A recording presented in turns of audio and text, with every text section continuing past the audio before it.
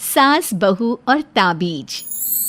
सुप्रिया का रोज किसी न किसी बात पर अपनी बहू तारा से झगड़ा होता ही रहता। दोनों स्वभाव से जिद्दी और अड़ियल थे। दोनों में से कोई भी एक दूसरे के आगे झुकना नहीं चाहता था। फिर एक दिन, तारा कहाँ मर गई थी तू अभी तक? सुबह से शाम हो गई, घर में इतना काम पड़ा है, ये सब छोड़कर कहाँ मौज मस्ती करने गई थी? आपके घर के सारे काम करने का मैंने ठेका नहीं ले रखा। आप भी तो अपने दोस्तों के साथ किटी पार्टी करने जाती हैं, तब तो मैं आपको नहीं टोकती। अरे मैं तेरी सास हूँ, तू मेरी सास नहीं है। सास है तो क्या मुझे चैन की सांस नहीं लेने देंगी आप? बहुत जबान चलने लगी है तेरी आजकल। आने दे मेरे बेटे को घर पर, फिर देख तेरी कैसे क्लास लगवाती हूँ। आपके पास और काम ही क्या है? बाहर पड़ोसियों से मेरी बुराई करना और घर में पति से। हाँ तो अब तेरा काम भी तो ऐसे ही होते हैं ना। तारीफ के लायक कोई भी काम किया है तूने आज तक? बस जुबान चलवा लो, कैंची से भी तेज चलती रहती है। सिर्फ जुबान ही नहीं, हाथ पैर भी चलते हैं, जिनकी वजह से आपको घर में इतनी सफाई देखने को मिलती है, वरना आपको तो अपनी किटी पार्टियों से फुर्सत नहीं मिलती। तो कहना क्या चाहती है? घर का क्या सारा काम तू खुद अकेला करती है? तो और क्या नौकरानी करती है? इसी तरह तारा और सुप्रिया में आए दिन लड़ाई होती।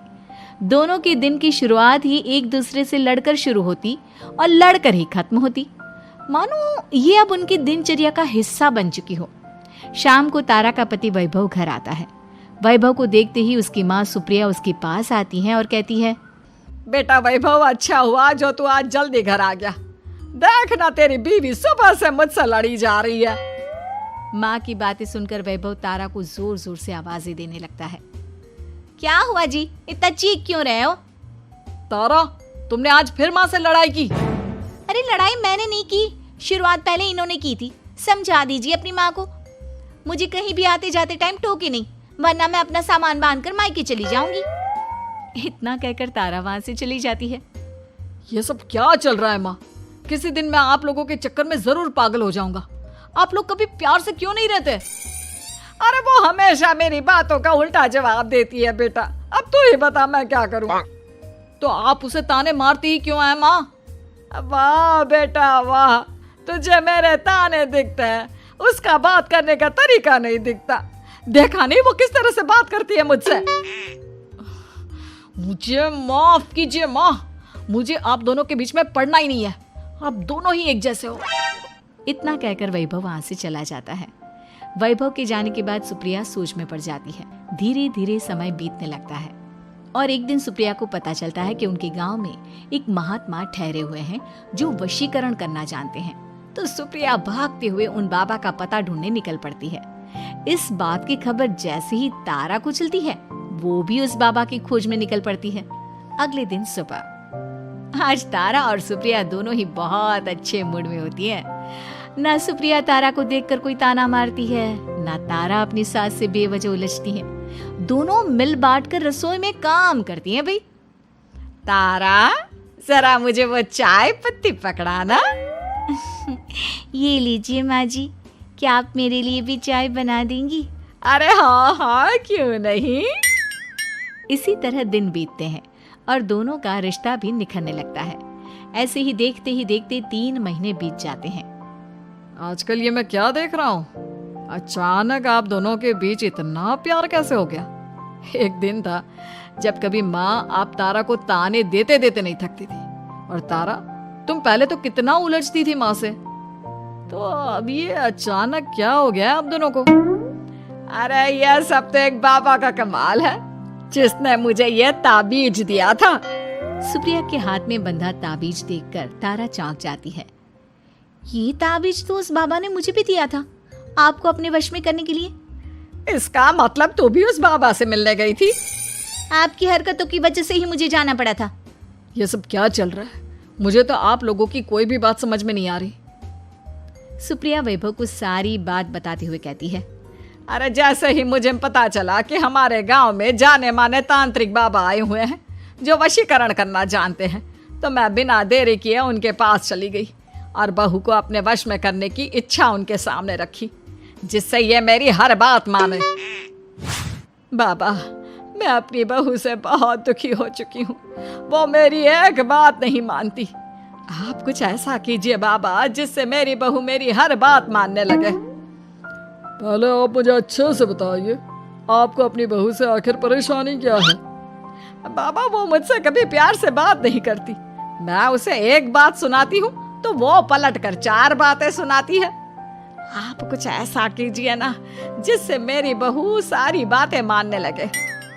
बाबा सुप्रिया की बातों को ध्यान से सुनते हैं और उसके बाद सुप्रिया को एक काले रंग का ताबीज देते हुए कहते हैं, ये ताबीज तुम्हें अपने गले में पहनना है और जब तक मैं ना कहूँ तब तक इसे उतारना मत। तो क्या इस ताबीज की मदद से मेरी बहू मेरे वश में हो जाएगी? सिर्फ वश में ही नहीं, इस ताबीज के कारण तुम्हारी बहू तुम्हारे आगे पीछे भी घूमने लगेगी। लेकिन बस तुम्हें कुछ काम करने होंगे। कैसा काम बाबा जी? तुम्हें अपनी जुबान पर काबू रखना होगा। उससे जो भी काम करवाना हो हमेशा प्यार से बात करनी होगी। धीरे धीरे वो तुम्हारी मुट्ठी में आ जाएगी। अरे ठीक है बाबा जी, जैसा आप कहेंगे ठीक मैं वैसा ही करूंगी। तारा ये सब सुनकर चौंक जाती है। ऐसा ही कुछ तो मेरे साथ भी हुआ था जब मैं उस बाबा से मिलने गई थी। बाबा जी, मैं अपनी सास से बहुत तंग आ चुकी हूँ। वो हर रोज़ किसी न किसी बहाने मुझसे लड़ती रहती हैं। आप प्लीज़ कुछ ऐसा करिए ना जिससे मेरी सास सुधर जाए और मुझे बेवजह टोकना बंद कर दे। तारा की ये बातें सुनकर पहले तो बाबा सोच में पड़ जाते हैं। उसके बाद वो तारा को भी काले रंग का ताबीज पकड़ाते हुए कहते हैं, ये लो बिटिया, इसे अपने गले में पहन लो और जब तक मैं तुम्हें इसे उतारने के लिए ना बोलूं तब तक इसे उतारना नहीं। इस ताबीज को पहनने से तुम्हारी सास तुमसे प्यार करने लगेगी और दिन रात तुम्हारे आगे पीछे घूमेगी। ये सुनकर तारा बेहद खुश हो जाती है। बाबा, इस ताबीज का असर कब तक होगा? अगर तुमने मेरी सारी बातें मानी तो इस ताबीज का असर तुम्हें 2 दिन बाद ही दिखने लगेगा। उसके लिए सबसे पहले तुम्हें अपनी सास को इज्जत देनी होगी, उनके साथ प्यार से बर्ताव करना होगा और अगर कोई भी काम भी करवाना हो तो प्यार से ही बात करनी होगी। फिर देखना वो कैसे तुम्हारे इशारों पर नाचती है। ठीक है बाबा जी, जैसा आपने कहा है मैं ठीक वैसा ही करूँगी। इसका मतलब उस बाबा ने हम दोनों को एक जैसे ताबीज देकर पागल बना दिया। जरूर कोई ढोंगी बाबा होगा। इतने में ही बाबा भी उनके घर पहुंच जाते हैं और मुस्कुराते हुए उनकी ओर आते हैं और उनसे उनके हालचाल पूछते हुए कहते हैं, ताबीज का असर हुआ या नहीं? बाबा जी, आपने हमें एक ही जैसा ताबीज देकर पागल बनाया है। ऐसा कैसे? ताबीज ने अपना काम तो पूरा ही किया है। आप दोनों को देखकर लगता तो नहीं कि अब भी आप लोगों के बीच कोई खटपट है। खटपट तो नहीं है बाबा जी। अब तो मेरी बहू मेरी हर छोटी बड़ी ज़रूरतों का ख्याल रखती है, मेरी सेवा करती है। हाँ, वैसे अब तो मम्मी जी मुझे ताने भी नहीं देती और ना ही कहीं आने जाने में टोकती हैं। जानते हो यह सब कैसे संभव हुआ? कैसे बाबा जी? यह सब तुम दोनों के कारण ही संभव हुआ है। मैंने जो ताबीज दिया था वो सिर्फ एक धागा ही था। ये चमत्कार तो तुम दोनों ने अपनी जुबान पर संयम रखकर प्यार और संयम के साथ काम करके किया है। बिटिया, कुछ कमी तुम्हारे अंदर थी तो कुछ कमी तुम्हारे सास के अंदर थी। इसीलिए तुम दोनों को सुधारने और तुम्हारी गलती का एहसास कराने का यही एक रास्ता था। बाबा की ये सारी बातें सुनकर सुप्रिया और तारा एक दूसरे की ओर देखने लगते हैं। अब उन दोनों को अपनी गलती का एहसास होता है। शायद आप सही कह रहे हैं बाबा। मैंने कभी अपनी बहू को समझने की कोशिश ही नहीं की। मैंने भी तो कभी आपकी उम्र और ओहदे का लिहाज नहीं किया और जो जब मन में आया बोलती चली गई। हो सके तो मुझे माफ कर देना मम्मी जी।